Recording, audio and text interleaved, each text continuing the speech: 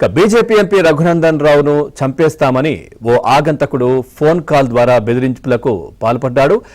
ఈ సాయంత్రంలోగా లేపేస్తామని, దమ్ముంటే కాపాడుకోవాలంటూ బెదిరించాడు. తాను మధ్యప్రదేశ్ నుంచి మాట్లాడుతున్నానని, తనకు తాను మావోయిస్టుగా చెప్పుకున్నట్లు రఘునందన్ రావు చెప్పారు. ఈ ఫోన్ కాల్ పై డీజీపీ సంగారెడ్డి ఎస్పీకి ఫోన్ ద్వారా ఆయన సమాచారం అందించారు.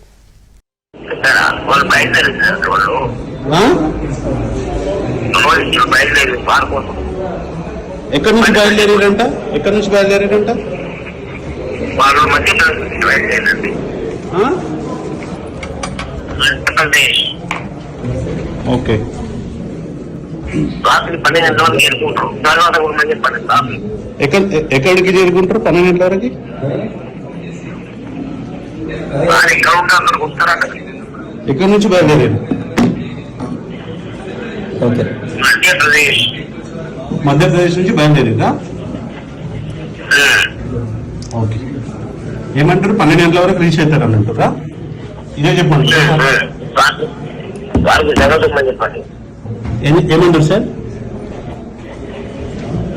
జాగ్రత్తగా ఉండమని చెప్పండి. మంచిది సార్, మంచిది, చెప్తాను సార్. Right sir.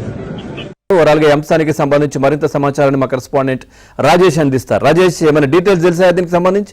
మొత్తానికి బీజేపీ ఎంపీ రఘునందన్ రావుకు మధ్యప్రదేశ్ నుంచి ఒక మావోయిస్ట్ అంటూ బెదిరింపు కాల్స్ చేసినట్లు పెద్ద ఎత్తున చర్చ జరుగుతుంది. దీనికి సంబంధించి అఫీషియల్ గా రఘునందన్ రావే ఆయన నేరుగా మీడియాకు ఒక నోట్ రిలీజ్ చేశారు.